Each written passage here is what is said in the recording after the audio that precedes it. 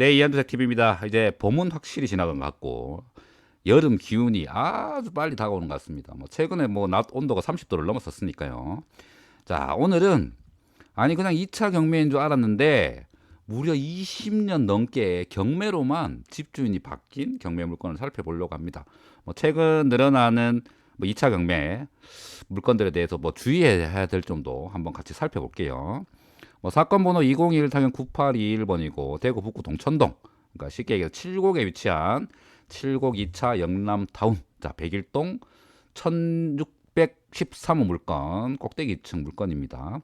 자, 건물 면적은 39.96, 작은 평수죠. 작은 평수고 토지 건물 일갈 매각건입니다. 뭐 칠곡 지구는 아시다시피 뭐 신도시 특별법에 해당되는 지역이기도 해요. 참고하시고, 자, 최초 경매 이후의 시간이 꽤나 많이 흘렀습니다. 꽤나 많이 흘렀습니다. 2021년도 사건이니까요.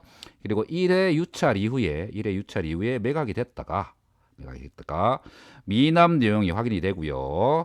자, 이후 유찰로 최저 가격은 5,880만 원 진행되는 물건입니다. 자, 미납 내용이 있어서 보증금은 20%인 1,176만 원으로 잡혀 있고요. 자, 소유자와 채무자는 동일하고 이미 경매로 진행되는 물건입니다. 자, 주변에 지하철 3호선, 대구 지하철 3호선 위치하고 있고 초, 중, 고 모두 도보 5번 거리에 위치하고 있습니다. 뭐 신도시 형성 이후에 꽤나 시간이 흐른 시점이니까 기본적인 인프라는 모두 갖추고 있고, 뭐 앞서서 얘기했듯이 자, 신도시 특별법 적용되는 대구 내 지역이기도 합니다. 자, 이제 임차인 현황과 등기부 현황을 좀 볼 텐데요. 흔치 않은 케이스가 등장을 하니까 좀 꼼꼼하게 보도록 하겠습니다. 자, 일단 임차인 현황상에 두 명이 존재합니다. 두 명이 정모모 씨와 박모모 씨 두 명이 존재를 하고, 근데 한 명은 전 소유자고 한 명은 종전 사건의 임차인이죠. 아까 2차 경매 얘기했잖아요. 자, 경매로 인한 소유권 이전이 있었고, 최초이죠. 경매로 인한 소유권 이전이 있었고, 바로 근저당이 설정됐습니다. 그죠? 바로 근저당이 이거 경락자금 대출 받았겠죠. 경락자금 대출을 받아서 소유권을 이전시켰고요. 자, 이 근저당이 말소 기준 등기이긴 한데 임차인의 전입일자가 근저당보다 앞서요. 그런데 임차인에 대한 권리 신고가 지금 확인이 안 됩니다. 그래서 대항력 유무도 확인이 안 돼요. 그래서 종전 사건과 연결이 된다는 걸 좀 알 수 있죠. 그러면 앞선 요 사건 있죠. 2019 타경 111875 요 경매 사건을 한번 들여다봅시다. 자, 앞선 경매 사건입니다. 2019 타경 111875.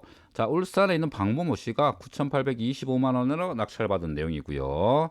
자, 임차인 현황하고 권리 관계를 보면 당시의 임차인 박모모 씨는 자, 말소 기준 등기인 근저당 2006년도 1월 10일에 잡혀 있는 근저당보다 훨씬 늦은 날짜에 전입과 확정일자를 받아놓은 상태입니다. 당연히 대항력을 가지진 않지만 뭐 근저당에 잡혀있던 2006년도 기준의 소액 임차인에 해당하는 보증금을 가지고 자, 소액 임차인 해당을 받아가지고 최우선 변제를 받았겠네 라는 내용이 확인이 됩니다.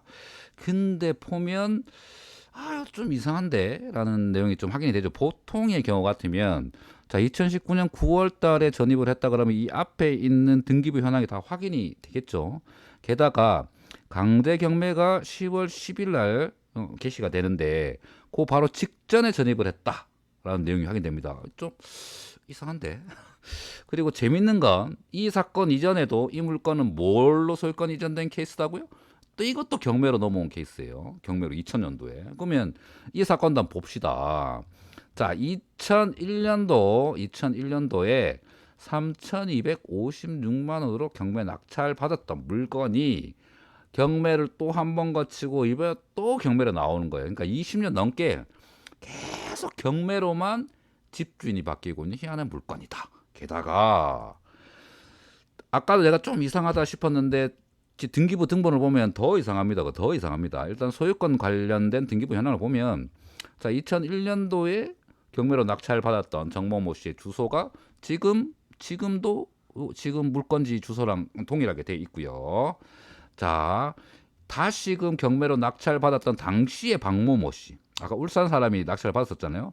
이분의 주소도 지금 이 집입니다. 이 물건지 주소로 바뀌어 있고, 그리고 뭐 소액 임차인이지만 뭐 우선 우선 변제를 받아가지고 보통은 나가잖아요.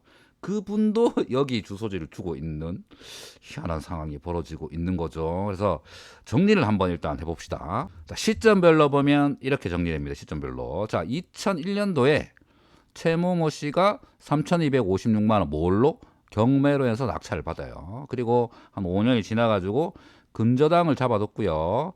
근데 강제 경매가 실행되는 2019년 10월 10일 바로 직전에 임차인이 전입을 합니다. 얼마? 보증금 3천만 원에. 그래서 소유자는 이분이 될 테고 임차인은 이분이 될 테죠. 근데 뭐 소액 임차인이니까 우선 변제랑 뭐 근저당 금액이 크지 않아 가지고 계산을 해보니까 한 뭐 2,240만 원 정도는 변제를 받았겠네 라는 내용 확인되고, 그러면 당연히 말소 기준 권리인 근저당보다 임차인이 늦으니까 대항력은 없다. 대항력은 없다. 하지만 소액 임차인이어서 실제 보증금은 3천을 걸어놨지만 뭐 2,240만 원 정도, 거의 한 얼마죠?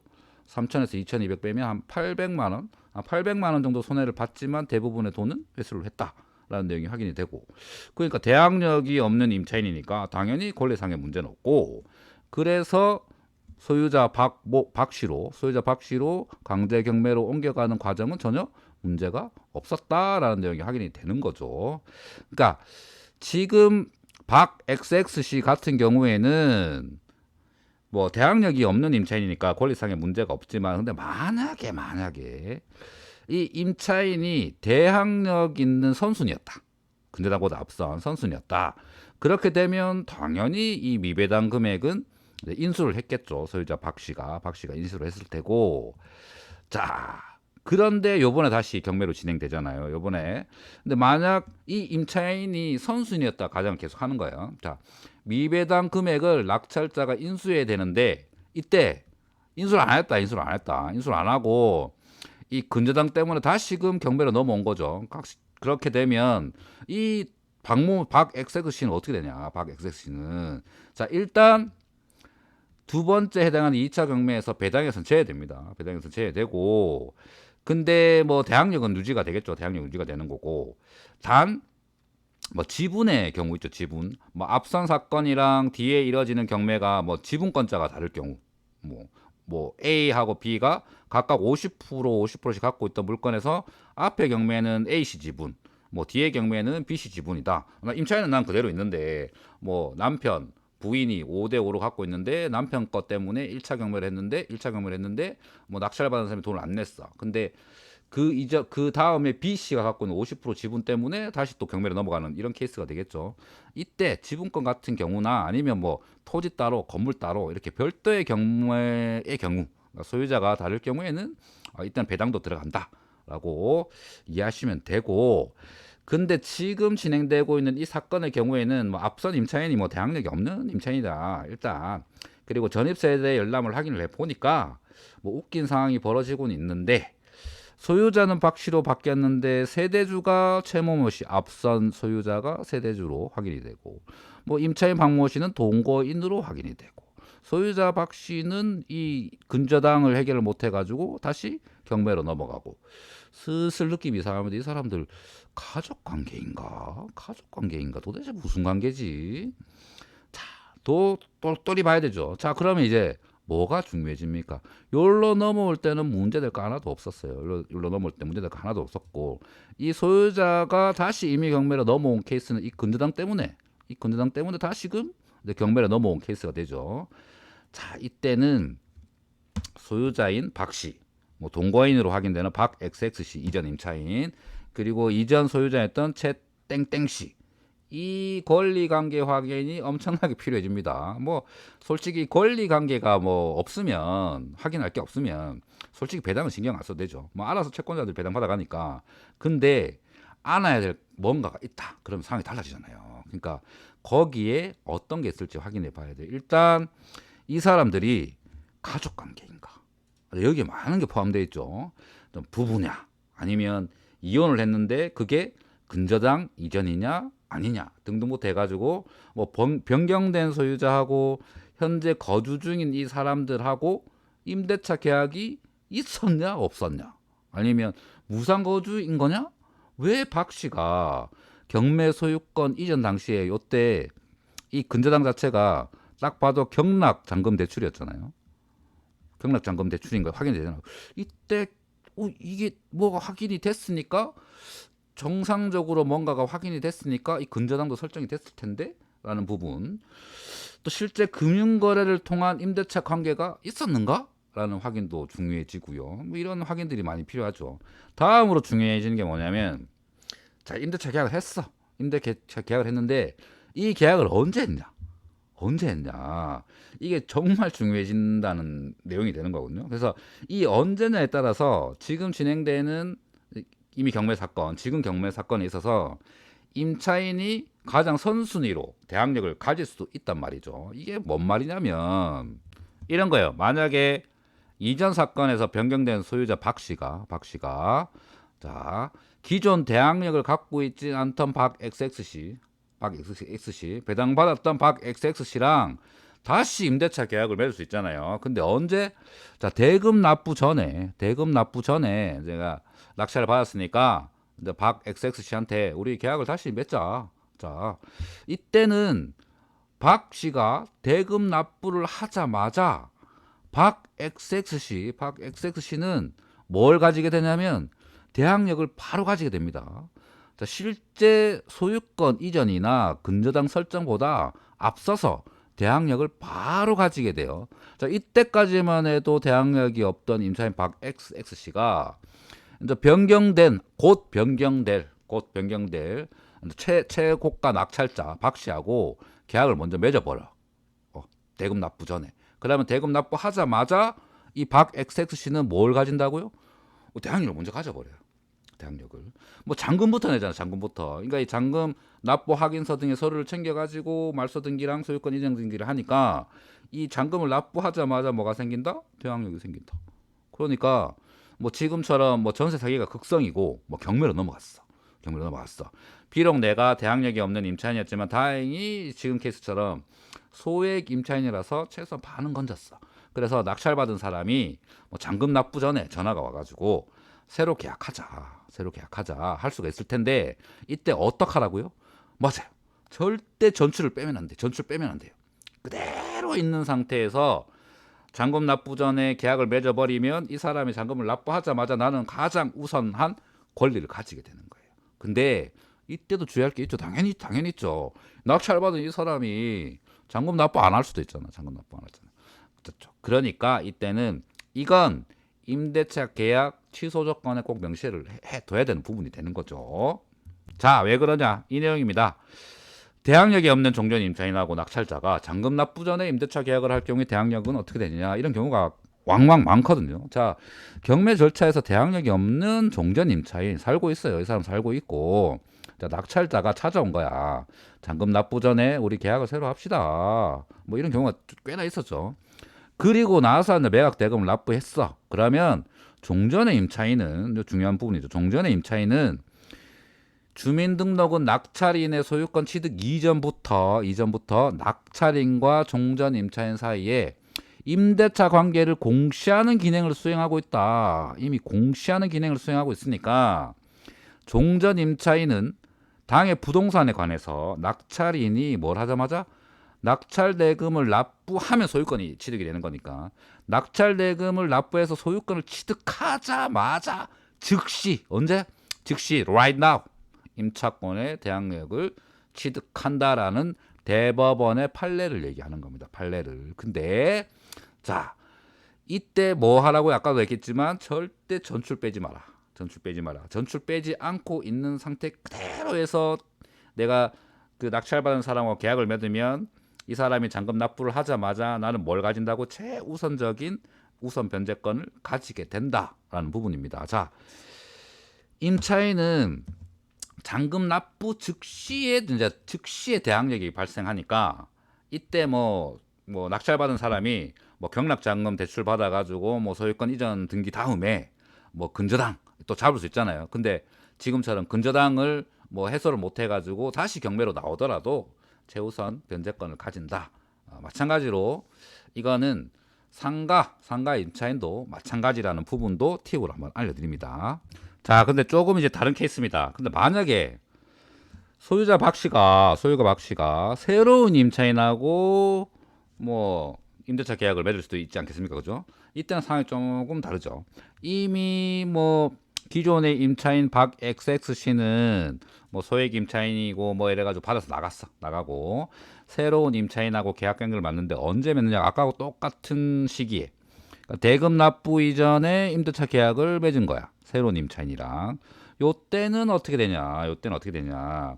만약에 대금 납부 전에 새로운 임차인하고 임대차 계약을 하고 자, 같은 날 뭐 대금 납부하고 소유권 이전 뭐 근저당이 설정이 되면 비록 이때 새로운 임차인이 전입 신고도 하고 확정 일자를 받더라도 우리가 익히 알고 있는 대로 효력이 다음 날 발생되고 그래서 이 경우 대항력을 가지지 못합니다. 이 뭔 말이냐면 이것도 판례가 있어요. 자, 경매 절차에서 낙찰자가 잔금 납부 전에 임대차 계약을 체결했다. 이 임대차 계약에 있어가지고 대항력은 어떻게 되냐? 여기서 중요한 문구가 하나 나오죠. 경매 주택에 거주하고 있지 않았던 기존 임차인이 아니고 새로운 임차인이에요. 새로운 임차인. 그러니까 거주하고 있지 않았던 갑이 자, 이미 경매 절차에서 최고가 매수 신고인의 지위를 갖고 있던 을이 낙찰자고 갑이 임차인이야. 그래서 을이 이제 뭐 임대차 계약을 하고 주택을 인도받아서 뭐 전입신고 마치고 임대차 계약서에 확정일까지 받았다. 그리고 자, 근저당까지 땡겼다. 그러니까 이제 경락자금 대출 받아가지고 이제 주택을 인수했다라고 보면 되겠죠. 자, 이런 사안에서 보면 자, 을이 낙찰을 받은 을이 최고가 매수 신고인이라는 것 외에는 임대차 계약 당시에 적법한 임대 권한을 있었음을 인정할 자료가 없다. 적법한 임대 권한이 없다. 왜? 이 사람 게 아니니까.